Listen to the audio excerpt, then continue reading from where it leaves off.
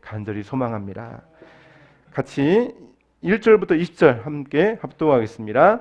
우리가 배로 타고 이달리아로 가 결정됨에 바울과 다른 죄수 몇 사람을 아구스도대의 백부장 율리오란 사람에게 맡기니 에시아 해변 각처로 가려 하는 아르다라뭇 대노 배에 우리가 올라 항해할세 마게도냐의 데살로니가 사람 아리스토가도 함께 하니라. 이튿날 시돈을 대니 율리오가 바울을 친절히 대하여 친구들에게 가서 대접받기를 허락하더니 또 거기서 우리가 떠나가다가 바람을 피하여 구브로 해안을 의지하여 항해하여 길르기아와 밤빌리아 바다를 건너 루이시아의 무라시에 이르러 거기서 백부장 이달리아로 가려 하는 알렉산드리아 배를 만나 우리를 오르게 하니 배가 더디가 여러 날 만에 간신히 니도 맞은편에 이르러 풍세가 더 허락하지 아니하므로 살몬의 앞을 지나 그레데 해안을 바람막이로 항해하여 간신히 그 연안을 지나 비앙이라는 곳에 이르니 라세시에서 가깝더라. 여러 날이 걸려 금식하는 절기가 이미 지났으므로 항해하기가 위태한지라. 바울이 그를 권하여 말하되 여러분이여 내가 보니 이번 항해가 허물과 배만 아니라 우리의 생명에도 타격과 많은 손해가 끼치리라 하되 백부장이 선장과 선주의 말을 바울의 말보다 더 믿더라. 그 항구가 겨울을 지나기에 불편하므로 거기서 떠나 아무쪼록 베닉스에 가서 겨울을 지나고자 하여 더 많으니 베넥스는 그레데 항구라. 한쪽은 서남을 한쪽은 서북을 향하였더라. 남풍이 순하게 불매 그들이 뜻을 이룬 줄 알고 닷을 감아 그레데 해변을 끼고 항해하더니 얼마 안 되어 섬 가운데로부터 유라굴로라는 광풍이 크게 일어나니 배가 밀려 바람을 맞추어 갈 수 없어 가는 대로 두고 쫓아가다가 가오다라는 작은 섬 아래로 지나 간신히 거루를 잡아 끌어올리고 줄을 가지고 선체를 둘러감고 스르드스에 걸릴까 두려워하여 연장을 내리고 그냥 쫓겨가더니 우리가 풍랑으로 심히 애쓰다가 이튿날 사공들이 배를 밤사이에 품어 버리고 사흘째 되는 날에 배의 기구를 그들의 손으로 내버리니라. 여러 날 동안 해도 별도 보이지 아니하고 큰 풍랑이 그대로 있음에 구원의 여망마저 없어졌더라. 아멘. 바울이 이제 배를 타고 로마로 가게 됩니다. 죄수의 몸으로 그 먼 길을 이제 바울이 가게 되었습니다. 사실 이제 바울은 나이가 적지 않습니다. 어떻게 보면 이제는 좀 쉬어도 되지 않을까? 사실 그런 나이죠. 전사님 PPT 좀.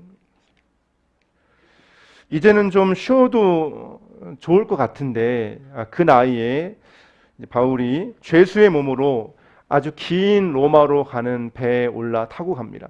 사실 배는 뭐 한두 시간 타는 거야 좋겠지만 몇 날 며칠을 계속해서 배를 타고 가는 것들은 굉장히 힘들고 어렵습니다. 이제는 쉬어도 좋을 나이에 배를 타고 가는 죄수가 된 바울을 보면 어쩐지 마음이 되게 짠하게 느껴지기도 합니다. 이런 바울을 보면 또 우리 교회에서 후원하시는 선교사님들도 종종 떠오릅니다. 우리 박민규 선교사님도 사실 이제 은퇴하실 나이인데 은퇴하실 나이에 정말 일본 언어가 쉽지 않잖아요. 일본의 새로운 언어를 배우시고 새로운 목회 환경에서 일본에서 지금 선교하시는 그 교회가 우리 교회하고 비슷합니다. 2층인데 이렇게 규모도 비슷한데 다만 이제 장소가 굉장히 한적한 시골 마을이에요. 그래서 주변이 많이 떨어져 있고 무엇보다 쓰나미가 아주 심각하게 일었던 지역이어서 주민들이 마음에 상처가 많이 있는 지역이죠. 그곳 하나님이 선교사님을 보내주셨고 또 이집트에 있는 김능현 선교사님 또 송은영 선교사님 자녀들이 몇 명이라고요? 8명. 자녀가 8명. 총 합해 10명이잖아요. 한 가족 10명이 지난번에 보니까 날씨가 40도더라고요. 40도. 저희는 사실 30도만 이렇게 넘어도 굉장히 덥다. 어떻게 살지? 근데 거기 보니까 나의 기온이 40도예요. 거기에 얼음만 간 게 아니라 그 갓난쟁이 아이부터 해서 온 가족이 그곳에 갔죠. 굉장히 그곳은 관광지도 아니고 이슬람이 굉장히 과격한 이슬람이 있기도 하고 테러의 위험도 사실 있습니다. 그런 어려운 곳에 가족을 다 이끌고 갔을 때 그 마음이 참 어렵진 않았을까 여러 가지 생각들을 하게 되면서 정말 하나님의 길을 간다는 것이 무엇인지를 오늘 다시 한번 생각해 보게 됩니다. 1절과 2절 다시 한번 읽겠습니다. 우리가 배를 타고 이달리아로 가기로 작정됨에 바울과 다른 죄수 몇 사람을 아구스도대의 백부장 율리오라는 사람에게 맡기니 아시아 해변 각처로 가려 하는 아드라무테노의 배에 우리가 올라 항해할세 마게도니아의 데살로니가 사람 아리스타고도 함께 하니라. 아멘. 2년 동안 가이사라의 감옥에서 어정쩡하게 베스도 또 여러 가지 총독들이 지나가면서 재판을 받는데 결국은 재판에서 이제 로마로 가게 되었죠. 2년의 시간을 지나면서 죄수의 몸으로 가게 됩니다. 바울은 가족이 없습니다. 자기를 돌봐줄 사람도 거의 없습니다. 기다리는 식구가 있는 것도 아닙니다. 바울이 또 가지고 있는 게 없습니다.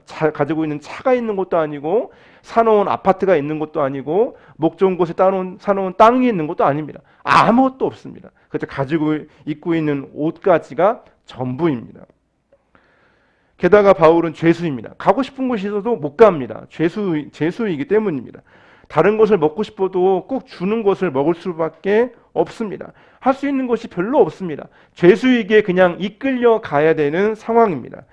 그런데 그럼에도 불구하고 이 땅에 있는 그 어떤 사람보다 바울은 그 마음속에 자유와 기쁨과 소망을 가지고 바울은 살아가고 있는 것을 보게 됩니다. 이렇게 보면 환경이 다가 아니라는 것을 충분히 알게 됩니다. 아무리 환경이 좋고 아무리 전망이 좋은 아파트에 살고 아무리 많은 것을 누리고 산다 할지라도 마음이 지옥 같은 상황에 처할 수가 있습니다. 그래서 술로 도박으로 마약으로 빠진 사람들이 여러분 얼마나 많이 있는지 모릅니다. 반대로 환경이 좀 나쁘고 상황이 힘들고 어려워도 그 마음에 하나님의 은혜가 있고 기쁨이 있고 그 마음에 천국의 소망을 누리는 사람들도 얼마든지 있다는 것이죠. 바로 그 사람이 바로 사도 바울입니다. 죄수의 몸으로 가는 것이 쉽지 않고 어렵지만 바울은 소망을 가지고 로마로 지금 가고 있는 것입니다. 사실 바울은요, 남 못지않게 아주 떵떵거리며 존경받으며 살아갈 수 있는 위치에 얼마든지 있는 사람입니다. 왜냐하면 태어날 때부터 뭐예요? 로마 시민권자입니다. 그 당시에 가장 유명한 그런 학문 스승으로부터 배웠습니다. 신분이나 학문이나 종교적인 배경이나 나무랄 것이 없습니다. 얼마든지 인생을 여유 있게 살아갈 수 있는, 존경받으며 살아갈 수 있는 모든 것을 다 가지고 있는 사람입니다. 그런데 그리스도를 위해서 다 그것을 내려놓고 스스로가 고난의 길을 가고 있는 것입니다. 모든 것을 포기한 이 바울에게 가만히 보면 하나님께서도 이렇게 위로하시는 것들을 종종 볼 수가 있는데 그 중에 하나가 2절 마지막에 나오는 데살로니가 사람 아리스타고라고 하는 사람입니다. 사실 아리스타고는요, 성경에서 어떤 면에 큰 역할을, 비중 있는 역할은 사실 아닙니다. 영화로 보면 거의 엑스트라처럼 보여지는 사람이기도 하죠. 그런데 사도행전 19장에 보니까 바울이 에베소에서 큰 소동이 일어났을 때 바울 대신해서 잡혔던 두 사람 가운데 한 사람이 바로 아리스타고인 것을 볼 수 있습니다. 또 20장에 가면요, 바울이 돌에 맞아서 이렇게 도망다니고 피신할 때 드로아에 먼저 가서 바울의 처소를 준비해 준 사람, 바로 아리스타고입니다. 또 골로새서에 보니까 나와 함께 갇힌 아리스타고와 이렇게, 그러니까 바울과 함께 감옥에 갇혔다는 것이죠. 또 빌레몬서에 보니까 나의 동역자 마가 그리고 아리스타고, 데마와 누가에게 문안하라. 그러니까 바울에게 있어서 이 아리스타고는 늘 함께 있었던 사람, 대신해서 감옥에 갇힐 수 있었던 사람, 자신을 위해서 처소를 예비해 주었던 사람, 그래서 큰 도움은 아니지만 언제나 함께 해주었던 사람, 그 사람을 생각하면 마음이 따뜻해지는 사람, 바로 아리스타고가 바로 그런 사람입니다. 바울의 신실한 동역자이죠. 사도행전을 가만히 보면요, 우리가라고 하는 표현이 자주 나옵니다. 바울과 함께했던 선교팀을 지칭하는 말인데요, 바로 그 우리가의 멤버가 바로 아리스타고라는 것을 알 수가 있습니다. 그 우리는 바울에게 힘이 되었고, 그 우리는 바울에게 격려가 되었고 위로가 되었습니다. 사랑하는 성도 여러분, 우리 모든 성도들이 서로가 서로에게 우리가 되기를 소망합니다. 힘들고 어려운 인생을 살아가는 데 있어서 서로가 서로에게 마음이 따뜻해지는 그런 동역자, 그리스도의 몸됨을 누릴 수 있는, 그래서 우리가 소그룹 모임을 하는 이유들도 사실 그리스도의 몸을 우리가 그 소그룹 안에서 누리고 서로의 어려움들, 또 서로를 신실하게 응원해주고 기도해주고 붙잡아주는 그런 모임들이 우리 안에 필요하기 때문입니다. 그래서 오늘 이루어지는 모임들이 여러분 안에서 그리스도의 몸됨을, 또 서로가 서로에게 우리가 되어주는 그런 시간들이 되어주시기를 소망합니다. 넘어가서 7절, 9절 부분에 보면 간신이라는 말이 계속 나옵니다. 절기가 지났으므로 항해하기가 위태한지라 바울이 그들을 권면했다. 그러니까 지금 바울이 탄 배가 어떻게 갑니까? 굉장히 잘 아무 문제 없이 가는 게 아니라 간신히 지금 어려움을 지금 거쳐가고 있습니다. 이제 곧 겨울이 옵니다. 겨울이 되면 바람이 더 심하게 불어서 항해하기가 굉장히 어렵습니다. 근데 이 바울이 경험한 고난 가운데 바다와 연관된 게 되게 많거든요. 고린도후서 11장에 보면 바울이 당한 고난을 가만히 보면 3번을 파선했다. 아주 깊은 어려움을 당했다. 풍랑, 강도 위험을 당했다. 그러니까 바울이 어려움을 당한 것 중에 보면 바다에서 당하는 어려움이 굉장히 많다는 거죠. 그러니까 바울은 바다에서 어려움을 당한 경험이 참 많이 있었기 때문에 어느 정도 그런 것에 대해서 예상을 할 수 있었습니다. 그래서 바울이 볼 때 진짜 이 여행이 굉장히 위험하다, 어렵다, 그것을 바울이 이렇게 생각을 하고 선장과 선주에게 제안을 하는 것이죠. 그 제안이 10절과 11절입니다. 함께 읽겠습니다. 말하되 여러분이여, 내가 보니 이번 항해가 화물과 배만 아니라 우리의 생명에도 타격과 많은 손해를 끼치리라 하되 백부장이 선장과 선주의 말을 바울의 말보다 더 믿더라. 바울의 말을 들었으면 얼마나 좋았을까요? 우린 다 알고 있잖아요. 그 뒤에 얼마나 어려움이 있는지. 바울의 말이 인간적인 말처럼 보이지만 사실은 예언적인 성격도 포함되어 있습니다. 실제로 바울이 탄 배는 파선을 했고 풍랑을 겪었고 수없이 고생을 했고 죽을 뻔한 위험도 겪게 되는 것을 보게 됩니다. 바울의 말을 다 듣지 않았기 때문이죠. 말씀해 보면 백부장이 뭐라고 했어요? 누구의 말을? 선장과 선주의 말을 바울의 말보다 더 믿었다. 사실 백부장 입장에서 당연한 거예요. 백부장의 입장에서는 선장은 누구보다 항해 경험이 많은 사람입니다. 선주는 누구보다 배를 아끼는 사람이에요. 만약에 배가 어려움을 당하면 당장 타격을 제일 많이 입는 사람이 선주죠. 그들은 어떻게 보면 굉장히 중요한 역할을 하고 있고 전문가죠. 때론 우리가 전문가의 충고를 듣는 것은 되게 중요합니다. 이 전문가들에 비교하면 바울은 그냥 죄수에 불과하죠. 그러나 전문가의 충고가 모든 것을 다 결정하는 것은 아닙니다. 그들을 볼 때 바울은 죄수였고 별 볼 없어 보였지만 그러나 그 이후의 결과들을 볼 때 바울의 말이 옳았다는 것을 우리는 알게 됩니다. 13절과 15절 읽겠습니다. 남풍이 순하게 불매 그들이 뜻을 이룬 줄 알고 닻을 감아 그레데 해변을 끼고 항해하더니 얼마 안 되어 섬 가운데로부터 유라굴로라 하는 강풍이 크게 일어나니 배가 밀려 바람에 맞추어 갈 수 없어 가는 대로 두고 쫓겨가다가 결국 선장과 선주는 바울의 말을 이 백부장은 바울의 말을 듣지 않고 선장과 선주의 말을 듣고 갑니다. 배가 이제 출발을 했습니다. 그런데 처음에는 굉장히 좋았어요. 처음에 보니까 남풍이 어떻게 해요? 남풍이 순하게 불매. 처음에 맞네. 아, 그럼 이거지 하면서 남풍이 순하게 부니까 항해하기가 굉장히 좋은 거예요. 근데 처음에는 그래서 아이 그럼 그렇지. 에이, 전문가의 말을 듣길 잘했어. 그러니까 얼마나 이거 좋아. 항해하기가 굉장히 좋잖아. 이러면서 처음에는 편안히 갔단 말이죠. 그런데 생각하지 못한 아주 큰 광풍이 불어왔습니다. 그 광풍의 이름은 뭐죠? 유라굴로. 자, 여러분이 잘 볼 수 있도록 노란색으로 표시를 해놨습니다.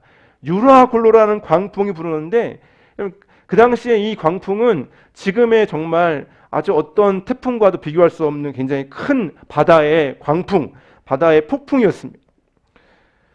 유라굴로라는 광풍을 우리가 가만히 보면 참 우리 인생에도 그런 어려움들이 올 수 있지 않을까.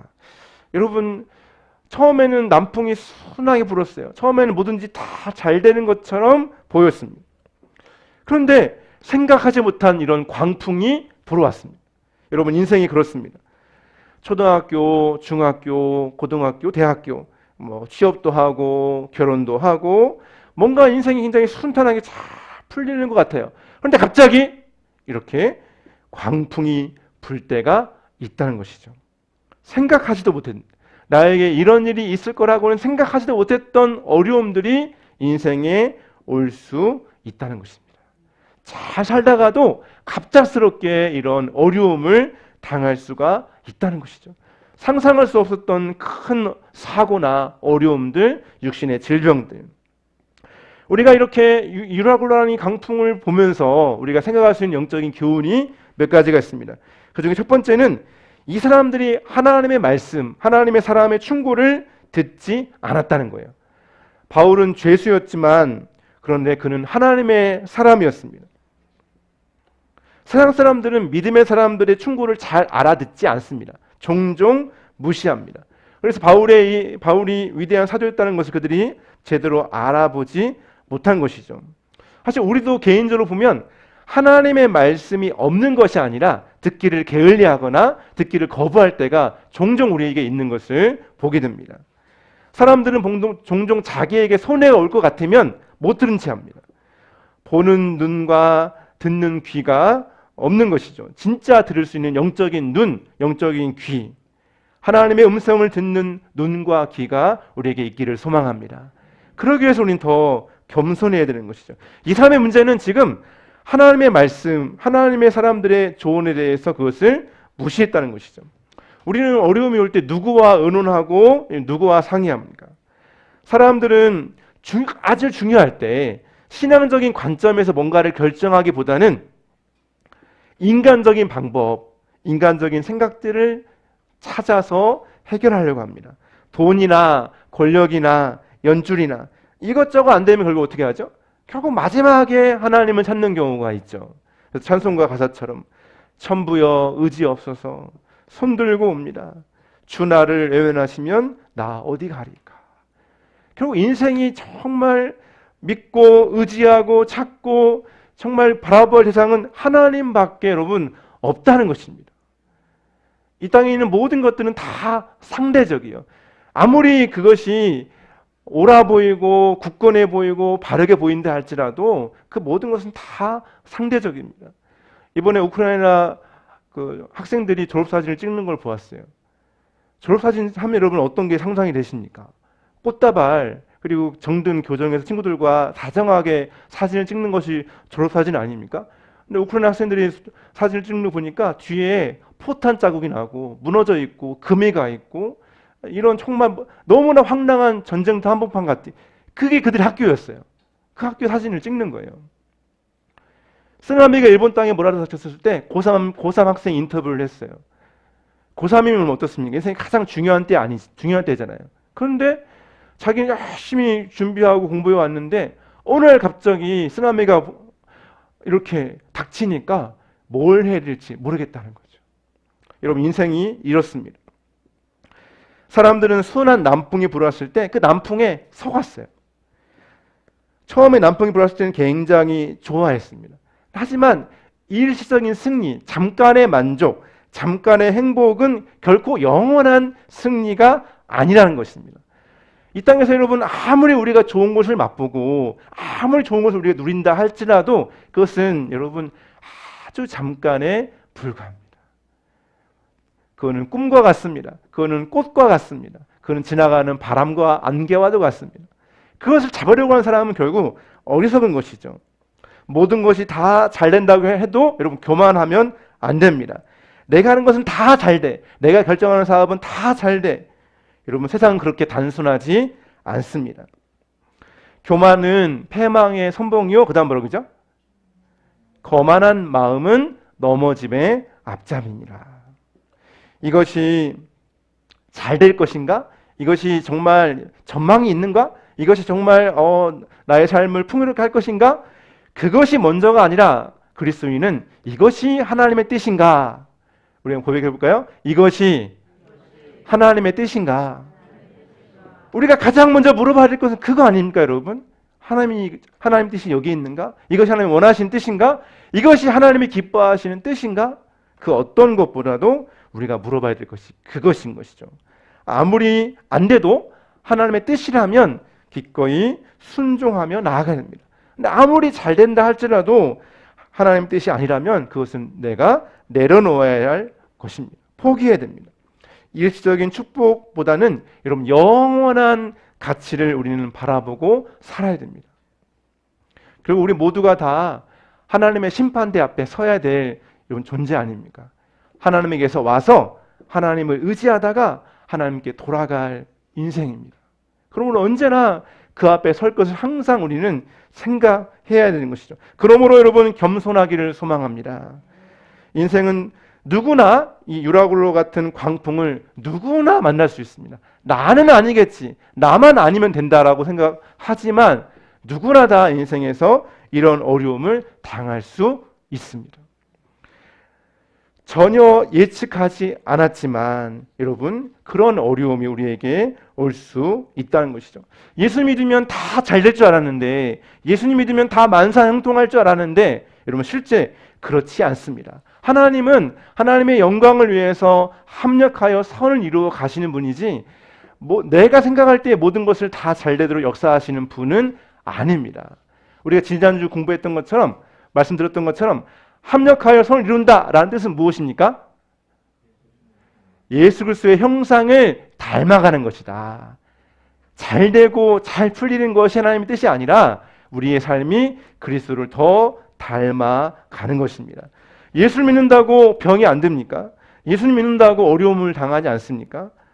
삶 속에서 우리는 다 그런 어려움들을 다 겪을 수 있습니다. 바울은 풍부에 처할 줄도 알고 가난에 처할 줄도 알았다.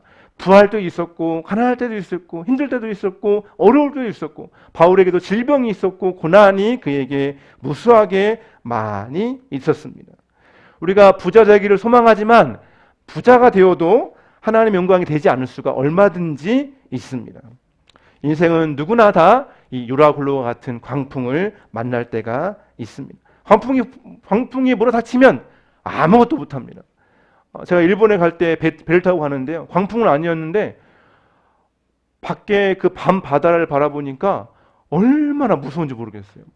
낮에 평온해 보였던 바다가 아니라 밤에 막 파도가 넘실거리고 큰 배가 흔들릴 때 비가 내리는 그 바다는 진짜 무서움 자체예요. 깜깜하고 아무것도 보이지 않습니다. 광풍이 불어올 때는 아무것도 보이지 않습니다. 내가 할 수 있다고 생각하면 여러분 그것은 교만이죠. 특별히 예수님 믿는 사람 가운데 이렇게 교만한 사람들이 많아요. 내가 할 수 있지, 내가 하면 되지. 여러분 꺾어져야 됩니다. 이왕에 꺾어질 거라면 우리가 빨리 주님 앞에 꺾어지기를 소망합니다. 광풍이 올 때 여러분 15절에 보니까 바람에 밀려서 가는 대로 쫓겨갔다고 합니다. 바람에 밀려서 쫓겨갔다는 거예요. 여러분 그것은 무슨 뜻입니까? 내가 원하는 대로 갈 수 없다는 거예요. 이끌려서 나도 모르게 간다는 것이죠. 내 노력, 나의 성실, 나의 방법이 안 통합니다. 모든 것이 다 허사고 방법이 없습니다. 18절, 19절 읽겠습니다. 우리가 풍랑으로 심히 애쓰다가 이튿날 사공들이 짐을 바다에 풀어버리고 사흘째 되는 날에 바다의 기구를 그들의 손으로 내버리니라. 선원들이 최선을 다했어요. 근데 안 돼요. 그래서 결국 어떻게 합니까? 배 안에 있는 짐들을 이제 버리게 되었습니다. 그 승객들의 짐이에요. 그리고 대신 로마로 사람들이 붙인 짐이에요. 그 짐 안에는 뭐가 있을까요? 그 짐 안에는 혼숫감도 있을 것이고, 그 짐 안에는 한 사람의 사업 미천이 거기에 다 있을 거예요. 그 짐 안에는 장인들이 정성스럽게 만든 도자기나 작품들도 거기에 여러분 얼마나 많이 있었겠습니까? 그런데 위기 닥치니까 다 버리는 거예요. 배 안에 있는 기구들도 다 버리게 되었습니다. 가끔씩 도둑맞았다는 기사를 보게 됐는데 도둑맞은 느낌이기도 하겠죠. 근데 여러분, 이런 광풍이 불면 평소에는 아주 소중하게 보이던 것들이 사실은 정말 의미가 없구나라는 것들을 보게 됩니다. 소유가 짐이 될 때가 있습니다. 이사 갈 때 보면 짐이 왜 이렇게 많은지 모르죠. 짐이 자꾸 따라다닙니다. 근데 제가 몇 번 이사하다 보니까 그 다음 이사할 때 보니까 세상에 그전 이사할 때 쌓아놓고 한 번도 안 풀러버렸다고. 한 번도. 그럼 이거 내가 뭐하러 가져다 다닌다? 계속 이 짐이 쓰여지지도 않고 계속 따라다니는 거예요. 소유가 짐이 됩니다. 그것은 나를 행복하게 하지 않습니다. 내가 지금 시한부 판정이에요. 내가 지금 중병에 들어서 시한부 인생입니다. 그러면 그 불란서 명품백 뭐가 있습니까? 샤넬, 구찌, 루이비통, 디올, 한 번도 본 적이 없어요. 이런 거 가지고 있어야 그게 무슨 소용이 되겠습니까? 소유는 행복이 아니라 짐이 될 수 있습니다. 세상의 성공, 명예, 박수 소리, 그것이 우리를 행복하게 하지 않습니다. 사람들은 그것을 행복이라고 얘기하고 그것을 쫓아가지만 막상 그 끝에는 아무것도 없습니다. 사람들이 박수 소리가 끝나면 더 인생은 허전하고 더 목마릅니다. 배에 있는 모든 사람들이 기구를 다 버립니다. 근데 안 됩니다. 점점 뭐에 빠질까요? 절망에 빠집니다. 마지막 20절 함께 읽겠습니다. 여러 날 동안 해도 별도 보이지 아니하고 큰 풍랑이 그대로 있음에 구원의 여망마저 없어졌더라. 낮에 해가 안 보인대요. 얼마나 지금 이 먹구름이 몰려왔겠습니까? 밤에 별도 안 보인다고 합니다. 폭풍이 얼마나 지금 심각하게 배를 둘러싸고 있습니까? 여러 날 동안 지금 폭풍에 계속 다니고 있습니다. 밤에도 캄캄하고 낮에도 캄캄하고 보이는 게 아무것도 없습니다. 여러분, 이것이 유라굴로 광풍입니다. 얼마나 힘들고 어려웠을까요? 그러니까 구원의 여망마저 뭐라고 했어요? 없어졌더라. 그럼 이것이 인생일 수 있습니다. 이것을 가리켜서 절망이라고 이야기합니다. 그러나 여러분, 사람의 절망은 하나님의 시작입니다. 우리 고백해 볼까요? 사람의 절망은 하나님의 시작이다. 다른 말로 얘기하면 나의 끝이 하나님의 시작인 것입니다. 나의 끝은 하나님의 시작이다. 사람들은 잘 될 때, 성공할 때, 뭔가 잘 풀릴 때 하나님을 못 만납니다. 하나님을 찾지 않습니다. 더 교만해질 뿐입니다. 대부분 사람들이 하나님을 언제 만납니까? 언제 경험합니까? 그 하나님 언제 생애적으로, 인격적으로, 마음으로, 가슴으로 만납니까? 좋을 때, 잘 될 때, 성공할 때가 결코 아닌 것이죠. 구원의 예망마저 없을 때, 이런 유라굴로 강풍이 인생에 불어닥쳐 왔을 때 나의 끝이 하나님의 시작이 된다는 것입니다. 우리가 절망할 때 하나님은 거기서부터 새롭게 시작하십니다. 절망은 마음의 가난입니다. 마음의 가난. 그래서 하나님이 그 가난한 마음 가운데 역사하십니다. 예수님 뭐라고 하셨죠? 가난한 자는 복이 있나니. 건강할 때, 힘이 있을 때 우리가 하나님을 잊어볼 때가 너무 많이 있습니다. 마음이 정말 가난해질 때 하나님을 찾고 의지하는 것이죠. 여러분, 늦기 전에 우리가 하나님 말고는 소망이 없다는 것을. 그래서 여러분, 좀 더 힘이 있을 때, 좀 더 건강할 때, 좀 더 여러분 건강할 때 하나님을 섬기시기 바랍니다. 나 은퇴하고 아무것도 할 일이 없을 때 그때 하나님을 섬겨야지. 여러분, 그것이 아니라 지금 여러분이 가지고 있는 모든 것으로 하나님을 섬기시기를 소망합니다. 내일은 나의 날이 아닙니다. 따라해 볼까요? 내일은 나의 날이 아니라. 그래서 여러분, 주님 오늘 나를 사용하여 주시옵소서. 그리스도의 복음에 하나님의 영광에 여러분의 인생이 사용되어지기를 소망합니다. 광풍이 겨우 불어닥쳤을 때 깨닫는 인생이 아니라 오직 하나님께 내 인생에 소망이 있구나, 그것을 든든히 붙잡고 나아가신 인생 되시기를 소망합니다. 여호와는 선하시며 환난 날에 산성시라. 그는 자기에게 피하는 자들을 아시느니라.